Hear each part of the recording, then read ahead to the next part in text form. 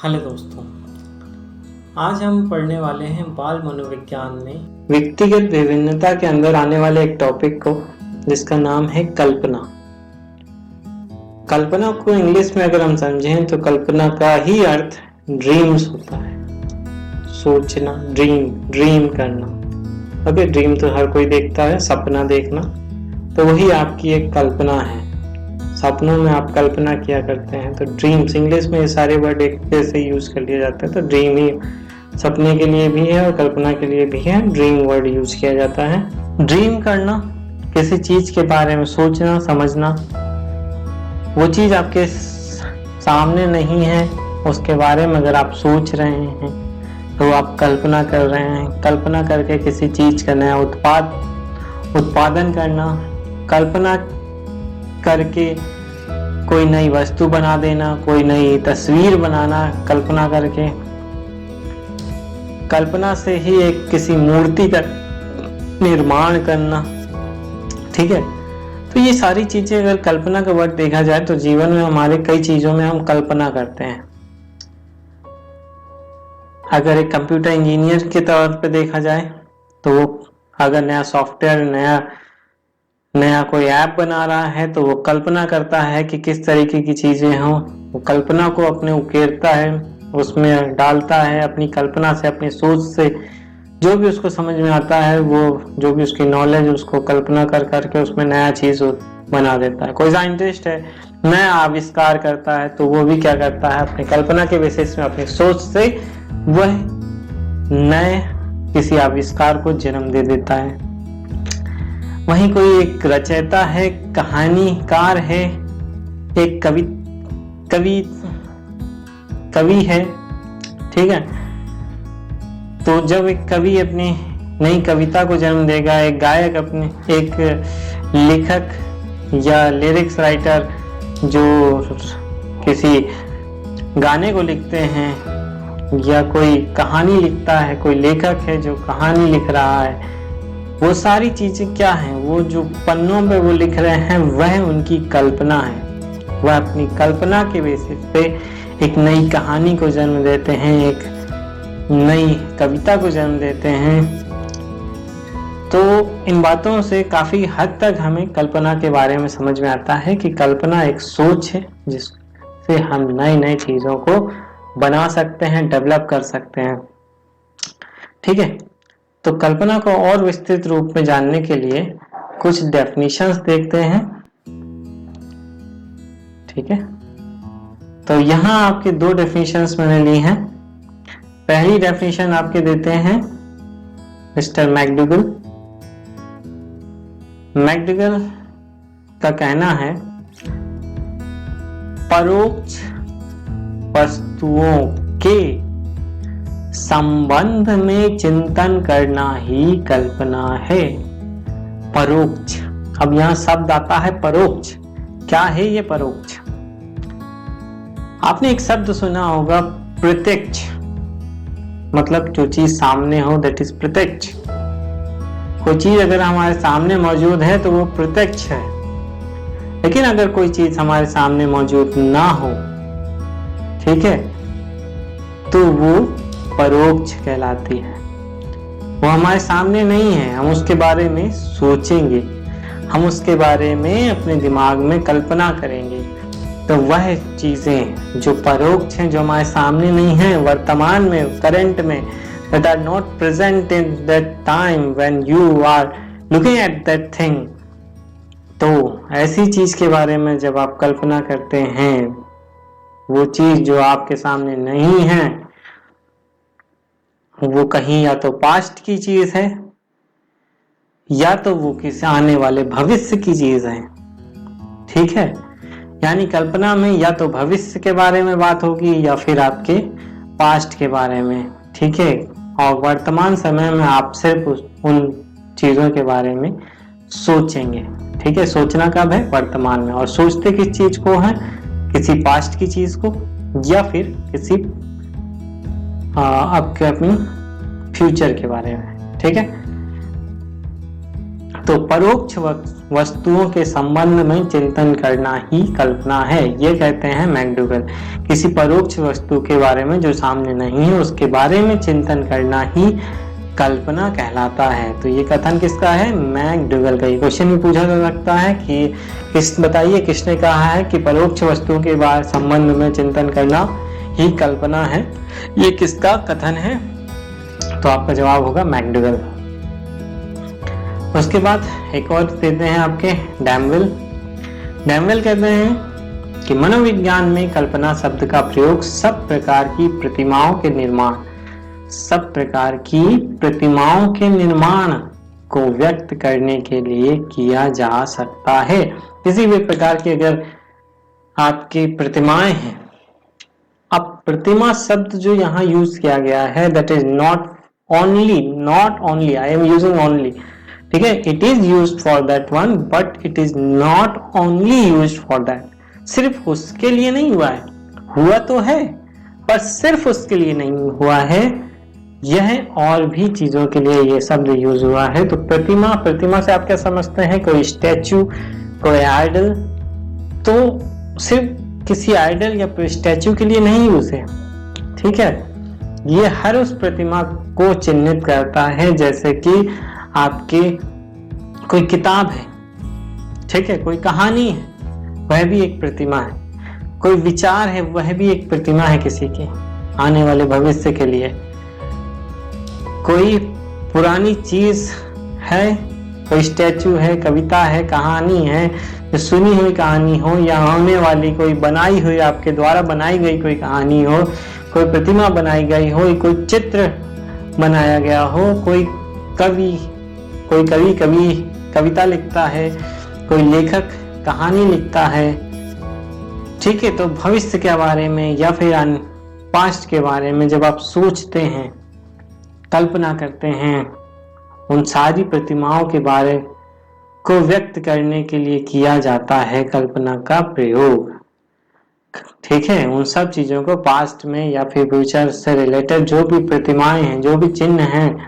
ठीक है, प्रतिमा जैसे समझ गए ना, कोई भी कहानी की किताब भी एक प्रतिमा कहलाएगी, कोई साइंटिस्ट के द्वारा बनाया गया कोई नया आविष्कार वो भी एक प्रतिमा है, ठीक है। यहाँ प्रतिमा वर्ग इन सब चीजों के लिए जो भी चीज जिनके बारे में भी आप सोचते हैं उन सब का जिनका निर्माण हो रहा हो, ठीक है, तो उनको व्यक्त करने के लिए, उन्हीं को बनाने के लिए या उन चीजों को लिखने के लिए आपकी कल्पना का यूज किया जाता है। तो ये कथन किसका है? डैमवेल का। एक बार फिर देखते हैं, मनोविज्ञान में कल्पना शब्द का प्रयोग सब प्रकार की प्रतिमाओं के निर्माण को व्यक्त करने के लिए किया जा सकता है। हर प्रकार की वस्तुओं के निर्माण में, प्रतिमाओं के निर्माण में किया जा सकता है। अब जैसे आपका अगर किसी प्रतिमा की ही बात करें, आइडल की ही बात करें, स्टैचू की ही बात करें, तो स्टैचू में आंखें कैसी होंगी, उसका किस तरीके से रूप निखर के आएगा, किस तरीके से बाल बनाए जाएं, एक मूर्तिकार ये सारी चीजों पे ध्यान देता है।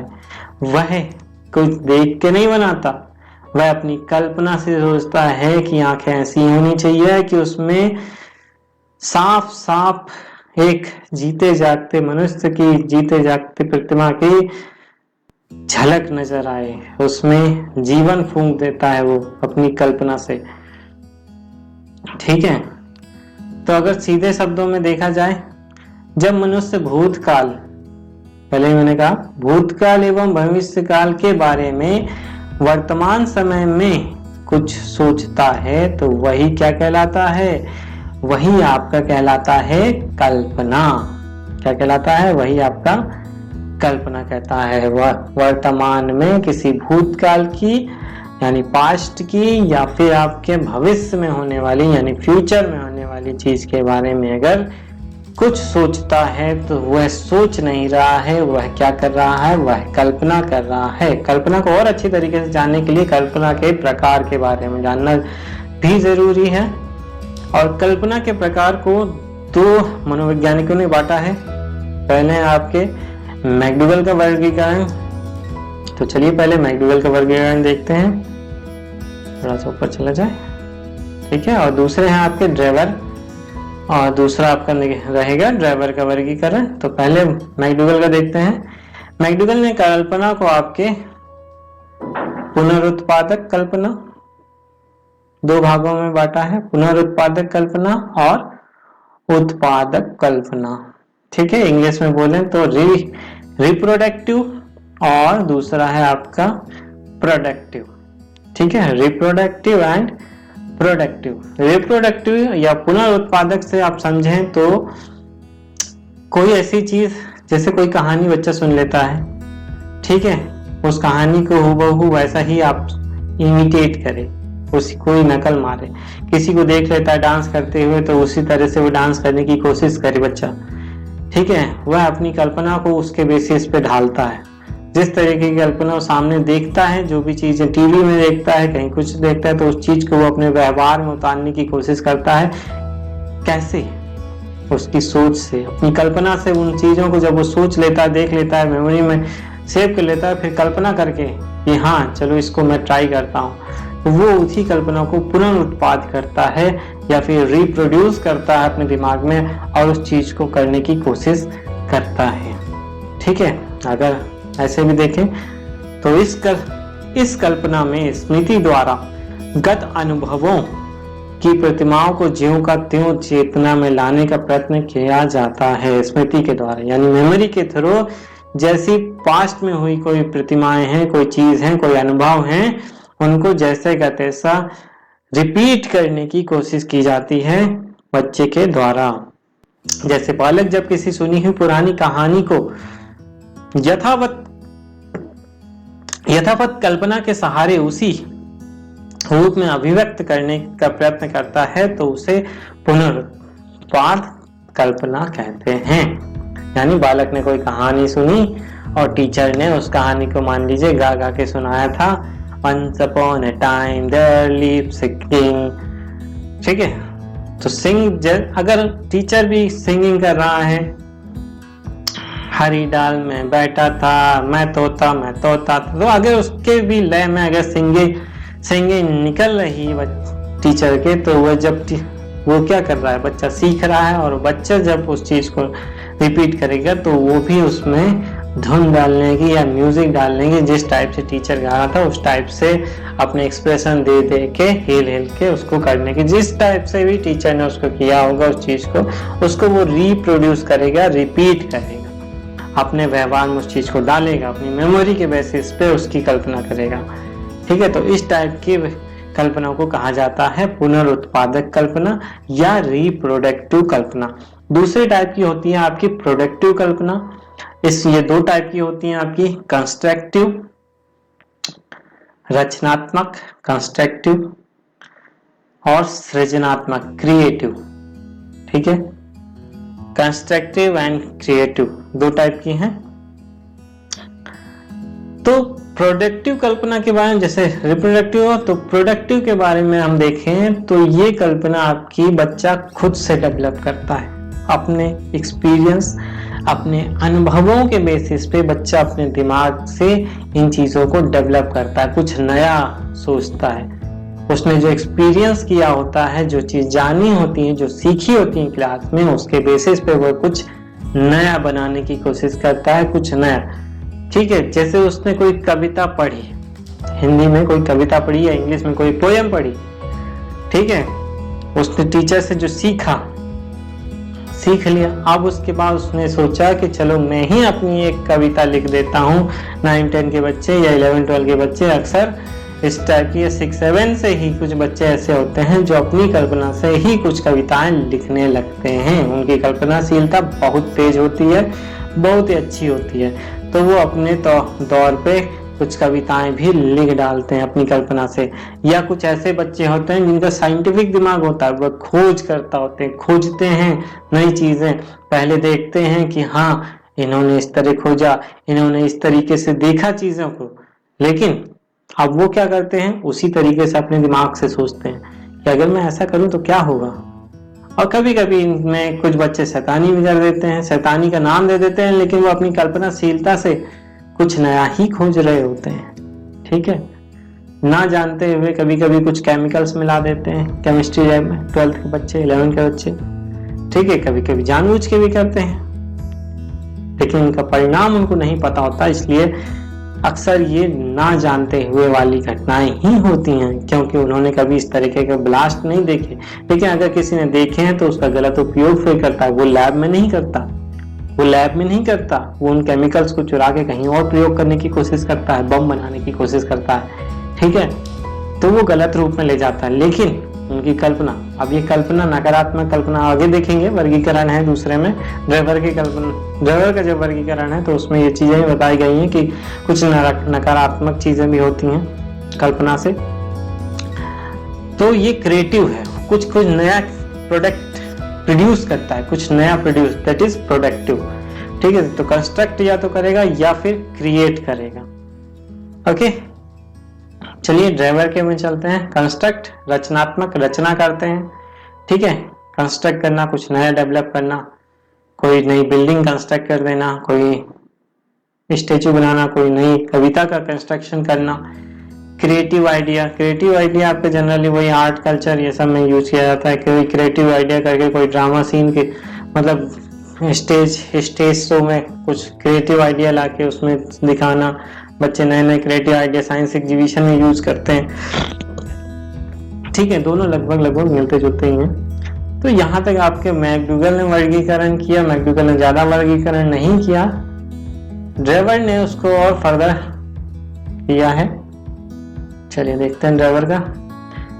ड्राइवर के अनुसार रिप्रोडक्टिव कल्पना को उसने रिप्रोडक्टिव में बांटा, फिर आपका प्रोडक्टिव में बांटा, ठीक है, और फिर प्रोडक्टिव को उसने आदानात्मक या ग्रहणात्मक कल्पना यानी रिसेप्टिव में बांटा, और दूसरा सेकंड उसने दिया सृजनात्मक कल्पना यानी क्रिएटिव। रिसेप्टिव एंड क्रिएटिव, ये दो टाइप्स में बांटा उसने प्रोडक्टिव को, उत्पादक कल्पना को। आदानात्मक, ग्रहणात्मक, दोनों सेम नाम है, या फिर सृजनात्मक कल्पना। दूसरा आपका वर्गीकरण किया उसने सृजनात्मक।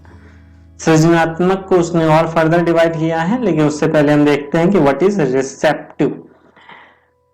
रिसेप्टिव में अगर देखा जाए तो बच्चा रिसीव करता है, कुछ चीज रिसीव करता है, फिर उसको अपनी कल्पना में प्रदर्शित करता है, दिखाता है, ठीक है, अपने ड्रीम्स में उसे धारण करता है, उसे एम्फेसाइज या शो करता है, सिंपल शब्दों में। ग्रहण करना, ग्रहण करता है। अब ये ग्रहण कहाँ से होगा? कोई तो देगा, कहीं से तो वो सीखेगा। तो इस टाइप की चीजें जनरली आपके टीचर और स्टूडेंट रिलेशनशिप में होती है। जब एक टीचर अपने ज्ञान को, अपनी नॉलेज को बच्चों को देता है, ठीक है, अपनी नॉलेज को बच्चों को देता है, तो बच्चा क्या करता है? बच्चा उस नॉलेज को ग्रहण कर लेता है, रिसीव कर लेता है, और उसके बेसिस पे फिर कल्पना करता है। दैट इज योर रिसेप्टिव कल्पना, या फिर आदानात्मक कल्पना, या फिर ग्रहणात्मक कल्पना। चलिए इसमें देख लेते हैं। इस प्रकार की कल्पना को अनुकरणात्मक कल्पना भी कहते हैं। अनुकरण करना, अनुसरण करना, ठीक है, किसी चीज का मिमिक करना, रिपीटिशन करना, ठीक है। इस कल्पना के द्वारा व्यक्ति किसी ऐसी वस्तु को समझने का प्रयत्न करता है जिससे उसने प्रत्यक्ष रूप से कभी नहीं देखा या जाना है। कभी उसने इस चीज को न देखा है, न जाना है।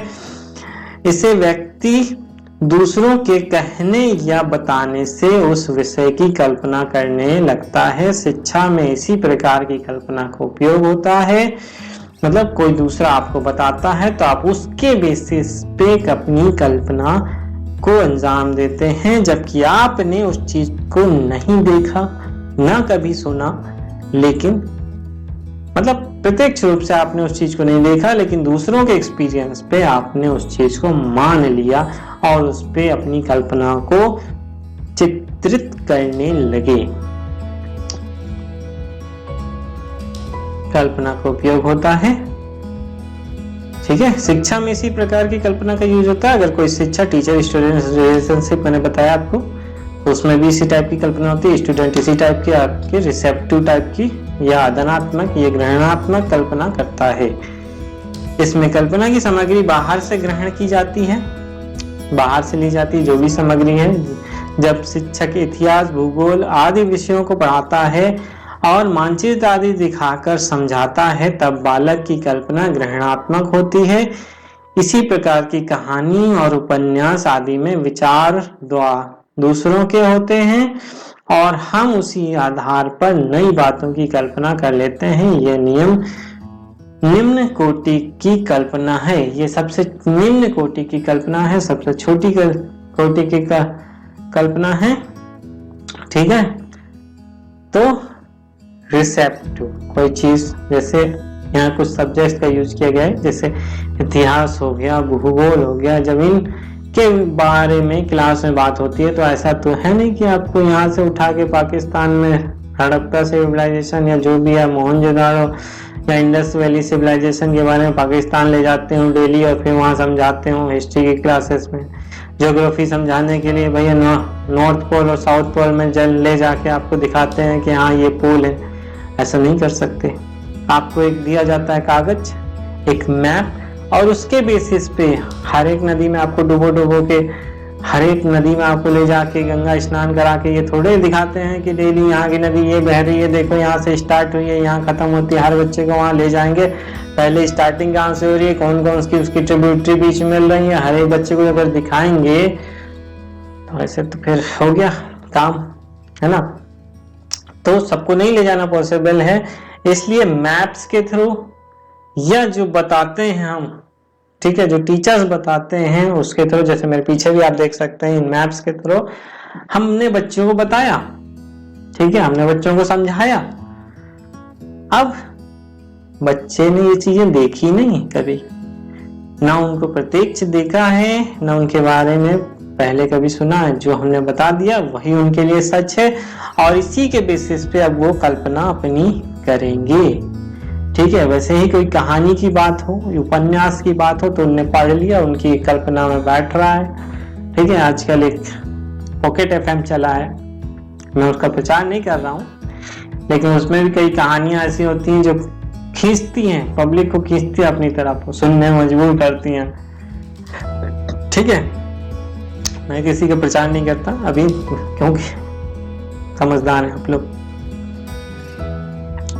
ठीक है, लेकिन ऐसी चीज है कि उसमें कल्पना आप जैसे जैसे सुनते जाते हैं कहानी को, वैसे वैसे आप कल्पना करते हैं कि इस तरह का हो रहा था, इस तरह से लोग खड़े हैं, एक कल्पना की दुनिया में चले जाते हैं। वहीं आप कोई न्यूज सुनते हैं कि हाँ ऐसा ऐसा ऐसा हुआ होगा, जबकि आप वहां मौजूद नहीं। आप न्यूज के बेसिस में सिर्फ ये सुनते हैं और कल्पना करने लगते हैं कि क्या हुआ होगा वहां।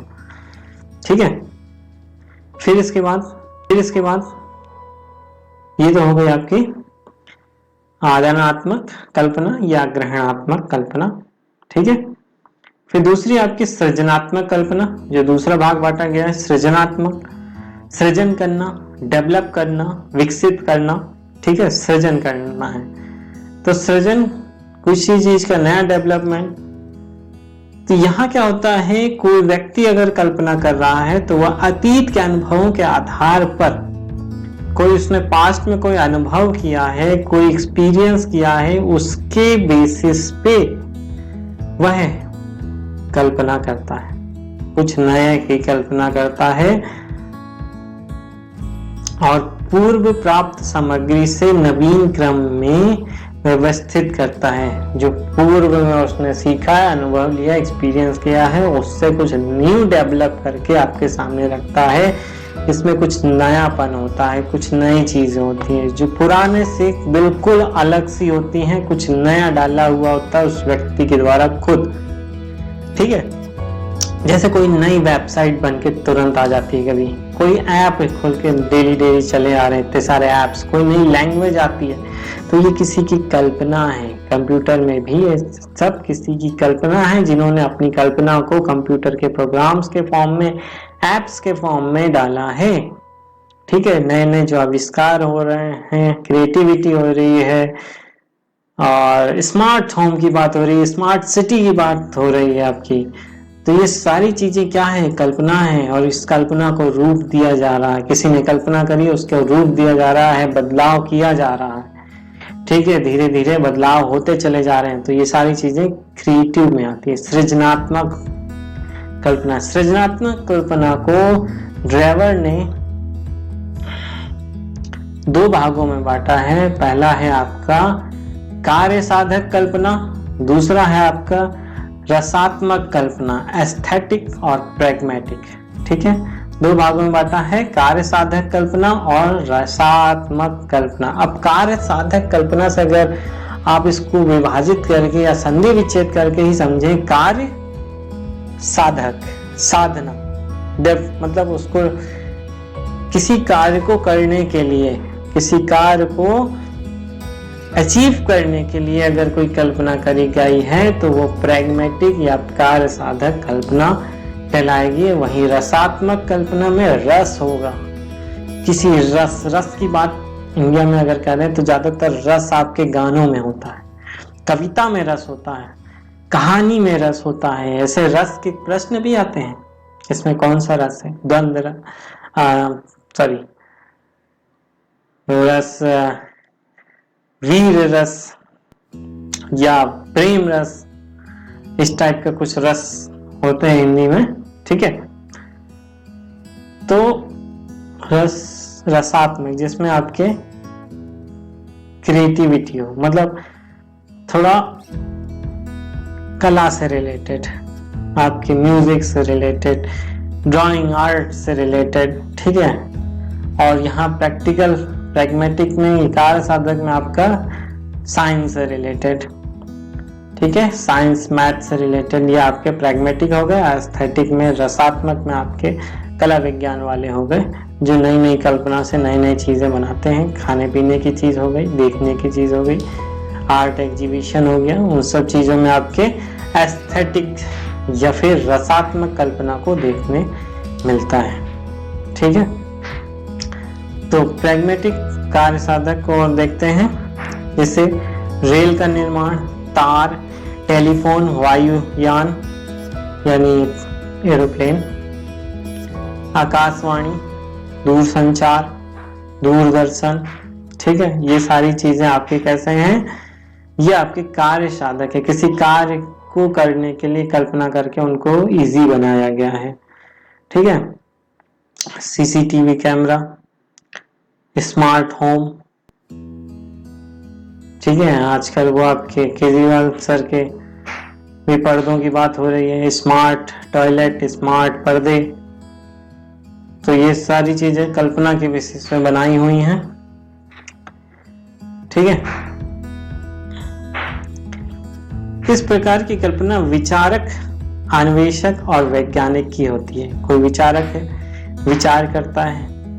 कौन से प्रकार की, कार्य साधक कल्पना जो होती है वह ज्यादातर या तो कोई विचारक हो, मतलब फिलोसफर टाइप, सोचने वाला, विचार कर, जो मतलब लेखक टाइप के विचारक होते हैं, आर्टिकल लिखने वाले होते हैं, वह विचारक, फिलोसफर्स। अन्वेषक या फिर वैज्ञानिक की होती है। वैज्ञानिक तो सब जानते ही हैं, साइंटिस्ट लोगों की आपकी इस टाइप की कल्पना होती है। ठीक है, फिर आपका आता है रसात्मक कल्पना। रसात्मक जैसे मैंने आपको बताया, और यहाँ भी देख लेते हैं। यह कल्पना सौंदर्य, लिप्सा या भावनाओं को संतुष्ट करती है। यह कल्पना सौंदर्य की सृष्टि, प्रशंसा में लीन रहती है। इनमें मस्तिष्क कल्पना के लिए स्वतंत्र रहता है। इसमें किसी प्रकार का वाह नियंत्रण नहीं होता है, कोई बाहरी नियंत्रण इनमें नहीं होता है। मस्तिष्क एकदम स्वतंत्र होता है। इसमें बिना किसी नियंत्रण के, बिना किसी कंट्रोल के आपके इसमें रचना करी जाती है, सौंदर्य की रचना करी जाती है। एक किसी नृत्य की रचना कर रहे हैं, किसी आप आर्ट की रचना कर रहे हैं, किसी ऐसी ड्राइंग को, किसी ऐसी मूर्ति को बना रहे हैं जिसमें मतलब एकदम इंसान देख ले अगर उस मूर्ति को तो लगे कि हाँ बस कोई रियल में है। ठीक है, कोई ऐसी तस्वीर है जिसको देखते ही आप खो जाएं, तो वह कल्पना सोचिए उस व्यक्ति की जिसने उसे बनाया उसकी कल्पना कितनी तेज होगी। ऐसे नृत्य के, ऐसे ड्रामा में जिसमें आप खो जाएं, तो उनमें अपनी कल्पना को, वह लेखक, वह ड्रामेटिस्ट कोई भी हो, वह कविताकार, उसमें भर भर के अपनी कल्पना को डालता है, तब जाके वह आपको अट्रैक्ट कर पाता है। ठीक है, इसमें कोई बाहरी नियंत्रण नहीं होता। ठीक है, इसको आपके दो प्रकार में बांटा गया है, रसात्मक को भी और कार्य साधक को भी दो प्रकार में बांटा गया है, विचारात्मक या सैद्धांतिक कल्पना यानी थ्योरेटिकल और प्रैक्टिकल।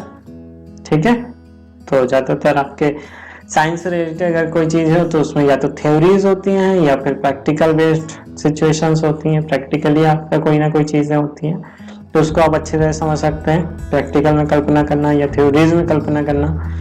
उसके बाद एस्थेटिक या फिर रसात्मक में आपके बांटा गया है कलात्मक कल्पना, आर्टिस्टिक कल्पना और मन तरंगी कल्पना। आर्टिस्टिक कल्पना में आपके आते हैं जैसे नाटक हो गया, कहानी हो गई, उपन्यास हो गई, कोई चित्र हो गया। ठीक है, उसको बनाने वाले आपके आर्टिस्ट कहलाते हैं। ठीक है, और ये वाली कल्पना आपके मानव के लिए लाभप्रद होती है, उसको खुश रखती है, उसके जीवन में मतलब लाभ पहुंचाती है। ठीक है, फायदेमंद है, प्रॉफिटेबल है, क्योंकि ये सैद्धांतिक कल्पना है, ये सिद्धांत बेस्ड है। आर्टिस्टिक कल्पना सिद्धांतों पे चलती है, सत्यम शिवम सुंदरम। ठीक है, सत्य, सुंदर और शिवम अनंत। ठीक है, सच्ची होती है, सुंदर होती है और शिवम। ठीक है, मन तरंगी कल्पना में मन तरंगी कल्पना उस टाइप की कल्पना होती है जिसमें अपने मनमौजी टाइप की, भैया मनमौजी हैं और जो मन में आ रहा है सो कर रहे हैं। इसमें नुकसानदेह होता है, कभी कभी आपकी अपनी मर्जी से आप कुछ नुकसान कर देते हैं, किसी को नुकसान पहुंचा देते हैं। तो इस टाइप की मनमौजी वाली, जिसमें बिल्कुल भी मतलब कोई नियंत्रण ना हो, बिल्कुल एकदम मन स्वतंत्र तो ठीक है, लेकिन वो निगेटिव डायरेक्शन में हो, स्वतंत्र हो लेकिन पॉजिटिव में हो तो एस्थेटिक, लेकिन अगर निगेटिव डायरेक्शन में ले जाएं तो वह मन तरंगी कल्पना के रूप में कहलाएगा। और इसमें अगर हम देखें तो कहते हैं इस प्रकार की कल्पना में किसी प्रकार का नियंत्रण नहीं होता, कोई नियंत्रण ही नहीं, कंट्रोल ही नहीं रहता इसमें। यह कल्पना न व्यक्ति के लिए उपयोगी होती है, न समाज के लिए, न उस व्यक्ति के जो उसमें कल्पना कर रहा है उसके लिए भी उपयोगी नहीं है, और जो जिस समाज में वह इस कल्पना को कर रहा है उसके लिए भी ये उपयोगी नहीं है, उस समाज के लिए भी यह कल्पना उपयोगी नहीं होती है। कहीं ना कहीं उस समाज को या उस व्यक्ति को ये नुकसान पहुंचाती है। इसमें मन कल्पना के पंख लगाकर उड़ने लगता है। इस प्रकार की कल्पना को हवाई किले बनाना, ख्याली पुलाव पकाना आदि नाम दिए गए हैं। यानी ख्याली पुलाव पकाना और सिर्फ हवा में उड़ते रहना, काम कुछ नहीं करना वाली बात हो जाती है। मेहनत बिल्कुल नहीं करना, बस सब कुछ चाहिए तो चाहिए। ठीक है, बस बैठे हैं, बैठे बैठे ख्वाब देख रहे हैं कि अब मिलेगा। तो ये होती है आपकी मन तरंगी कल्पना, और ज्यादातर हमारे बच्चे या बड़े सब इसके शिकार हो जाते हैं समय के साथ। और कई बाहरी इन्वायरमेंटल कंडीशंस, सामाजिक कंडीशंस के कारण भी मन तरंगी कल्पनाएं घेरने लगती हैं मनुष्य को। अब कल्पना का शिक्षा में क्या प्रयोग है, बालक की शिक्षा में किस टाइप से कल्पना का प्रयोग करते हैं, कुछ पॉइंट से चलिए देखते हैं। बालक की शिक्षा में कल्पना ज्ञानेंद्रियों को प्रशिक्षित करना, बालक की ज्ञानेंद्रियों को, ज्ञान जिससे वो लेता है उनको प्रशिक्षित करने के काम आती हैं। ज्ञान, नॉलेज इंद्रियां आपकी सेंसेस, ठीक है, जिससे भी जिन सेंसेस से उसे नॉलेज हो उन सेंसेस को प्रशिक्षित करने में काम आते हैं ये कल्पना है, ठीक है। अब जो पास्ट के बेसिस पे कुछ उसने सीखा वो उसने अपने अनुभवों में स्मृति में रखा और उसके बेसिस में उसने कुछ नया डेवलप किया तो उसके ज्ञान बढ़ गया, उसके ज्ञान इंद्रियों के थ्रू उसने उस ज्ञान को रखा और उसको अपने ज्ञान के थ्रू और डेवलप किया तो ज्ञान इंद्रियां उसकी बढ़ गई तो उसने कुछ नया डेवलप किया, ठीक है। उसकी नॉलेज बढ़ गई, knowledge receptive organs, knowledge reception जहाँ से भी हो रहा था, दिमाग से, आंखों से, मुंह से, नाक से, जो भी सेंसेस यूज हो रहे थे उनसे जो भी उसने दिमाग में डाला, ज्ञान नॉलेज डाली, ठीक है, तो वो कल्पना ने उसमें इनको प्रशिक्षित करने में यूज आई, ठीक है। तो बालक की ज्ञानेंद्रियों को प्रशिक्षित करने में कल्पना का प्रयोग होता है। भाषा विकास पर ध्यान देना, जब बच्चा भाषा सीखता है, घर में भाषा सीखता है या इंग्लिश स्कूल में सिखाई जाती है, ज़्यादातर अगर हिंदी परिवार का कोई है तो वो हिंदी सीख लेता है, कोई साउथ साइड का तमिल या तेलुगु या मलयाली कुछ इस टाइप से अगर है तो ये लैंग्वेजेस सीख लेता है, बंगाल साइड का है तो बंगाली सीख लेता है, असम साइड का है तो असमीज सीख लेता है, ठीक है। परिवार में जैसा माहौल हो उस टाइप की वह कल्पना, अपनी कल्पना के बेसिस पे जो सीखता है उसको कल्पना में धारण करके उनको अपने प्रयोग में लाने लगता है। तो भाषा विकास पर ध्यान देने के लिए कल्पना का प्रयोग होता है। काल्पनिक खेल एवं क्रियाओं के लिए सेवन, ठीक है, नए नए खेल उत्पन्न करना, नए नए क्रियाएं करने के लिए नए नए तरीके की, छोटा बच्चा तो बदमाशियां नई नई ढूंढ लेता है अक्सर, ठीक है, तो वह अपनी कल्पना से कुछ नया करने लगता है। कुछ अच्छे बच्चे बड़े बच्चे हो जाते हैं जिनका मन कहानी वानी सुनने में, सुनाने में, तो वह नई नई कहानियां बनाने लग जाते हैं। कहानी सुन सुन के उस पे बेसिस पे कई बच्चे ऐसे होते हैं कि अपने बेसिस पे नई नई कहानी बना लेते हैं। रचनात्मक प्रवृत्ति का विकास करना, रचना कर सकते हैं, कुछ नया डेवलप कर सकते हैं, नई कविता लिख सकते हैं, नए टाइप के आपके नई कहानियां, कविताएं, नया कोई चित्र बनाना है, कुछ नए टाइप से उसको दर्शाना है, तो ये सारी चीजें रचनात्मक प्रवृत्ति का विकास होता है उनके अंदर कल्पना से। अभिनय करना, किसी का अभिनय अगर वह कहते हैं तो अभिनय कर सकते हैं, ठीक है, तो अभिनय करने में प्रयोग होता है।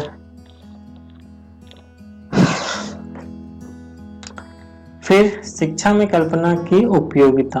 अब शिक्षा में अभिनय में वही नाटक में है, ठीक है, कोई नया नाटक कर रहे हैं, नाटक में किस टाइप से उसको अपना अभिनय करना है, अपना रोल निभाना है, तो वो बच्चा पास्ट में जो भी चीजें देखेगा, लोगों को देखेगा, उसके बेसिस पे सीख के अपना अभिनय देगा। शिक्षा में कल्पना की उपयोगिता, ठीक है, क्या उपयोगिता है। ऊपर से अगर हम देखें, जैसे बालक की शिक्षा में कल्पना कहाँ मदद कर रही थी, तो उससे उपयोगिता का भी पता चलता है। ज्ञान अर्जन में सहायक है, वो उसको ज्ञान इंद्रियां अगर अच्छी हो जाएंगी तो ज्ञान उसको अच्छा मिलेगा। नवीन आविष्कारों में उपयोगी, अगर उसमें रचनात्मक और क्रिएटिविटी अगर बढ़ जाएगी तो नवीन आविष्कार कर पाएगा बच्चा।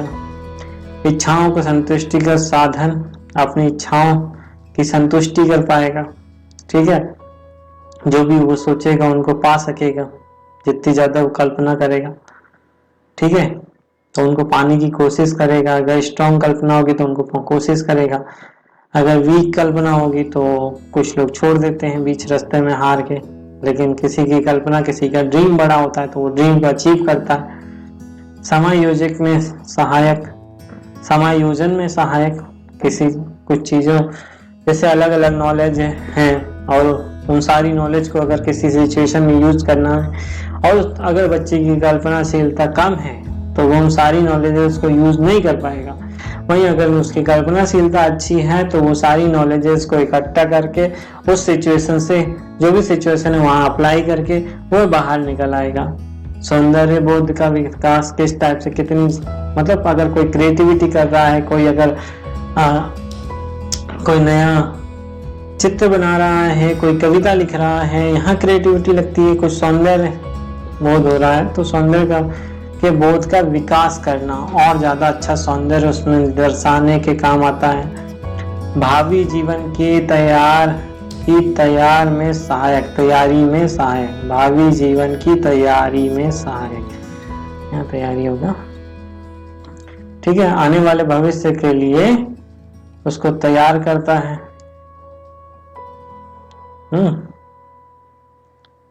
स्वास्थ्य की दृष्टि से उपयोगिता, कल्पना अच्छी होगी तो भविष्य के बारे में जान लेगा और अपने को होने वाली बीमारियों से बचा सकेगा, अपने स्वास्थ्य को अच्छा रख सकेगा, ठीक है। रुचि, अब इसके बाद कुछ प्रश्न हैं पहले, फिर उसके बाद हम रुचि में जाएंगे, ठीक है। प्रश्न है किस तरीके की कल्पना होगी। ऐसे अभी मैं ओरली है, ऐसे कोई खास नहीं है, लेकिन आप बता सकते हैं आंसर, ठीक है। पॉज कर लीजिएगा वीडियो को, जैसे ही क्वेश्चन आप सुन लें उसके बाद आंसर आप कमेंट कर दीजिएगा, फिर देख लीजिएगा कि आपका आंसर सही हुआ कि गलत हुआ। तो क्वेश्चन यह है कि इंजीनियर किसी पुल निर्माण करने की कल्पना पहले से करके एक रूपरेखा तैयार करता है, उसकी कल्पना किस प्रकार की है, उसकी कल्पना किस प्रकार की है। तो उसकी कल्पना है रचनात्मक, रचना कर रहा है, वो कुछ क्रिएटिव टाइप की है, ठीक है, क्रिएटिव कल्पना है उसकी, ठीक है।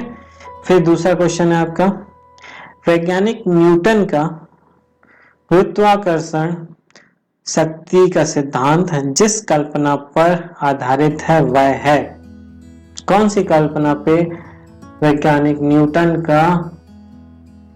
न्यूटन की कल्पना का सिद्धांत आधारित है। तो वर्गीकरण के अनुसार अगर हम देखें तो न्यूटन का सिद्धांत किस पे है, किस पे है, सैद्धांतिक यानी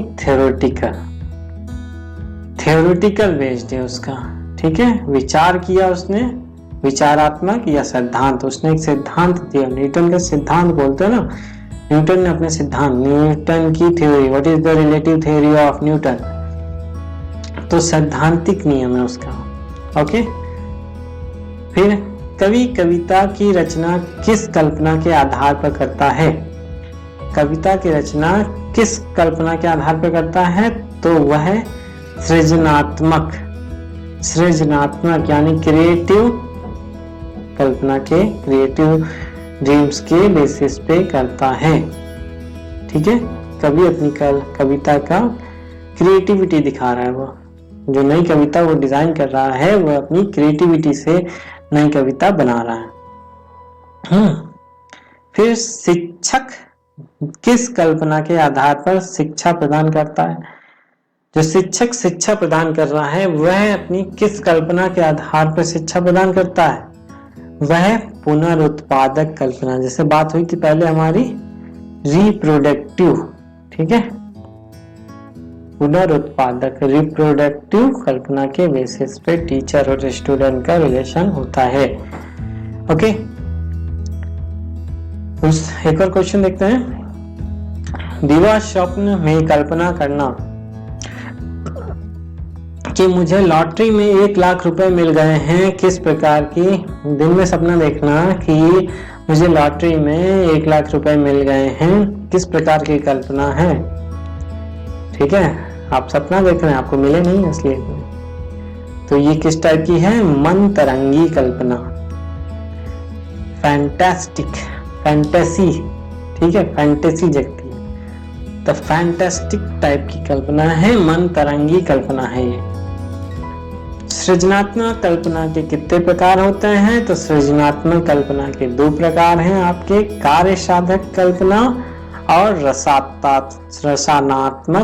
रसात्मक कल्पना। ठीक है, प्रैग्मेटिक क्रिएटिव कल्पना के कितने प्रकार हैं? Pragmatic and aesthetic. ठीक है, अब इसके बाद हमारा नेक्स्ट टॉपिक है कल्पना और शिक्षा। इसको भी नहीं, सॉरी, कल्पना नहीं, रुचि तथा ध्यान। रुचि यानी इंटरेस्ट और ध्यान मतलब आपकी कंसंट्रेशन, विल पावर। ओके, नीचे है, आओ, कम ऑन। तो क्वेश्चन फॉर्म में देखते हैं, रुचि तथा ध्यान। ध्यान और रुचि का संबंध बताइए, क्वेश्चन है। ध्यान और रुचि में क्या संबंध है? इंटरेस्ट और कंसंट्रेशन में, यानी ध्यान केंद्रित करने में क्या संबंध है? भाई सिंपल सी बात है, जिस चीज में आपकी रुचि होगी, जिस चीज में आपका इंटरेस्ट होगा, उसमें आपका ध्यान भी अच्छा लगेगा, और जिस चीज में इंटरेस्ट नहीं होगा उस पर आपका ध्यान भी अच्छा नहीं होगा। तो अगर देखें तो ध्यान को केंद्रित करने के लिए रुचि आवश्यक है। अगर ध्यान केंद्रित करना है तो रुचि होना पड़ेगी, इंटरेस्ट होना पड़ेगा। व्यक्ति उन्हीं वस्तुओं पर ध्यान केंद्रित करता है जिनमें उसकी रुचि होती है। जिस पे रुचि नहीं होती है उस पर वह कंसंट्रेशन या ध्यान केंद्रित नहीं कर पाता है। जिन वस्तुओं के प्रति व्यक्ति की रुचि नहीं होती है उनकी ओर वह ध्यान नहीं देता है। ठीक है, वही बात है। चलिए आगे देखते हैं। ध्यान से आप क्या समझते हैं? ध्यान है क्या? व्हाट इज ध्यान? ठीक है, ध्यान मन की वह क्रिया है जिसमें मनुष्य अपने मन को अधिक पदार्थों से हटाकर एक ही पदार्थ पर केंद्रित करता है। मतलब बहुत सारी फोकस करने के लिए बहुत सारी चीजें हैं, बहुत सारे पॉइंट्स हैं जिन पे आपका दिमाग एक साथ जा सकता है। पर what is important for you at that time, आपके लिए क्या मायने रखता है, क्या मोस्ट इंपॉर्टेंट है, अगर आप उसको लेके चल रहे हैं, उस पर फोकस कर रहे हैं, दैट इज योर ध्यान। फोकस, एकदम फोकस्ड हो आप अपने गोल पे, अपने ड्रीम पे, अपनी पॉइंट जो भी है। तो बाकी सब जो भी पॉइंट होंगे, आसपास की जो भी चीजें होंगी, उनको आप भूल जाएंगे और एक चीज पे फोकस करेंगे। तो वो जो फोकस होगा उसी को कहेंगे ध्यान। आपका ध्यान केंद्रित होगा। अगर आप 10 चीजें एक साथ सोच रहे हैं तो यानी कि आपका ध्यान केंद्रित नहीं है। वहीं अगर ध्यान केंद्रित का एक महाभारत से अगर एक एग्जाम्पल लिया जाए तो अर्जुन ने जब मछली की आंख में या चिड़िया की आंख में निशाना साधा था, ये कहानी हर एक किताब में आपको मिल जाएगी, जब उसने निशाना साधा था चिड़िया की आंख में तो उसका ध्यान केवल चिड़िया की आंख में था, ना कि आसपास के पत्तों पे, ना कि किसी और पे। ठीक है, जबकि उसके बाकी के भाइयों के जब पूछा, गुरुजी ने पूछा कि तुम्हें क्या दिखता है, तो बाकी भाइयों ने कहा कि हमें पेड़ दिखता है, हमें कई सारे पक्षी दिखते हैं, लटके हुए फल दिखते हैं, आसपास बैठा कुत्ता दिखता है, सब कुछ दिखता है, एकदम सब कुछ दिख रहा है। जबकि अर्जुन से जब पूछा गया तो उसने कहा मुझे सिर्फ उस चिड़िया की आंख दिखाई दे रही है और मुझे कुछ नहीं दिखाई दे रहा। ठीक है, तो ये कहते हैं, ये कि बेस्ट एग्जाम्पल था आपका ध्यान का। ठीक है, एक IAS एस्पिरेंट, ठीक है, या जो तैयारी करते हैं बच्चे, जो निकाल लेते हैं, उनका फोकस, उनका ध्यान बहुत अच्छा होता है। ठीक है, ध्यान के प्रकार, ऐच्छिक ध्यान, अनैच्छिक ध्यान। तो ध्यान को भी 2 भागों में बांटा गया है, 2 प्रकार में बांटा गया है। एक होता है आपका ऐच्छिक, दूसरा होता है अनैच्छिक। इच्छा से जो ध्यान लगाया जाए वो ऐच्छिक, और अनैच्छिक जिसमें इच्छा ना दिखाई जाए, जिसमें इच्छा ना हो फिर भी ध्यान लगाना पड़े, तो दैट इज अनैच्छिक। ठीक है, फिर रुचि, रुचि के 2 प्रकार हैं, जन्मजात रुचि हो किसी चीज में या फिर अर्जित रुचि हो, इंटरेस्ट। ठीक है, बचपन से ही किसी का हो इंटरेस्ट किसी चीज की तरफ, या उसको बाद में जाके उसने कहीं से जाना हो उसके बारे में और उसका उसमें इंटरेस्ट जाग गया हो, तो ये अर्जित कहलाएगी। और अगर बचपन से है तो वह जन्मजात रुचि कहलाएगी। ठीक है, नाम से ये चारों चीजें क्लियर हैं। तो ये थे कुछ टॉपिक्स। अब यहाँ आपका व्यक्तिगत विभिन्नता का टॉपिक खत्म होता है बाल मनोविज्ञान में। इसको इन पॉइंट्स को देखिए, बाद में जो भी क्वेश्चंस आएंगे जब हम क्वेश्चंस की प्रैक्टिस करेंगे तो देखेंगे उनमें इनसे रिलेटेड क्वेश्चंस। ठीक है, तो आज के लिए यही रखते हैं। वीडियो अच्छा लगे तो प्लीज लाइक कर लीजिए, लाइक का बटन दबा दीजिए, और जितना ज़्यादा अपने दोस्तों को आप शेयर करेंगे सबको मिलेगा वीडियो तो अच्छा है, मुझे भी अच्छा लगेगा और लोगों को भी जिनको ज़रूरत होगी उनके लिए फ़ायदेमंद भी होगा। ठीक है, बहुत से ऐसे बच्चे हैं जिनको पेड कोर्सेस लेने पड़ते हैं।